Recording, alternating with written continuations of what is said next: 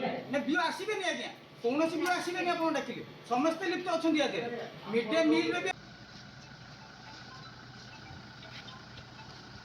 ଆମ ଜିଲ୍ଲାରୁ ଆସିଛନ୍ତି କିଛି ଶିକ୍ଷକମାନେ ବି ଆସିଛନ୍ତି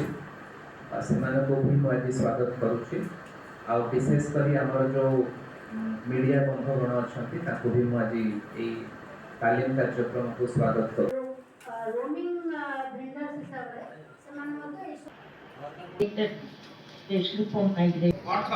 ଯଦି ପଇସାଟା ସେଠି ଏଠି ଇନକମ୍ କଲେ ଭଲ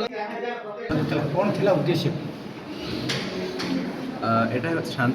আমার শান্তা মেমোরিয়াল সেন্টার যেটা অনেক যে বিভিন্ন ট্রেনিং প্রোগ্রামস করছেন কৃষি হো মাইগ্রেশন হো লাইভলিহুড প্রোগ্রামস হো তাଙ୍କ ସାଙ୍ଗରେ ଏଇଟା ଗୋଟେ ଜଏଣ୍ଟ ପ୍ରୋଗ୍ରାମ୍ ଥିଲା ଏବଂ ଆମର ଯେଉଁ କୃଷି ବିଭିନ୍ନ ବ୍ଲକରୁ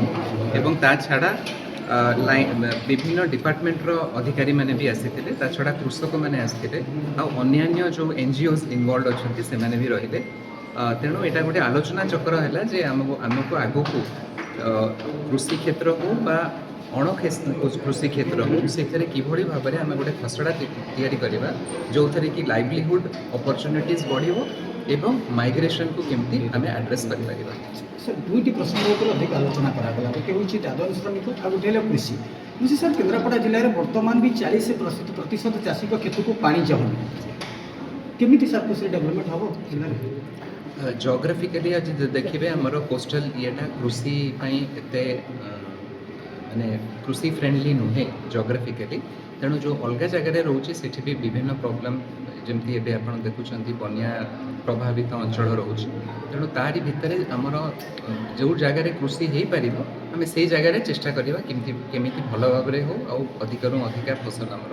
गोटे आलोचना होता मैडम गोटे कथा कहते हैं केन्द्रापड़ा प्रायतः युवती मैंने जाऊँच दादन खटा 4-5 वर्ष खटुंट आसुँच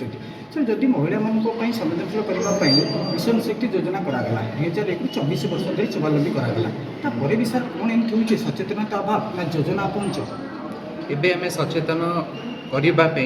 आउ अधिकारु अधिक पुणी प्रोग्राम आम आरंभ करवा। Thank you.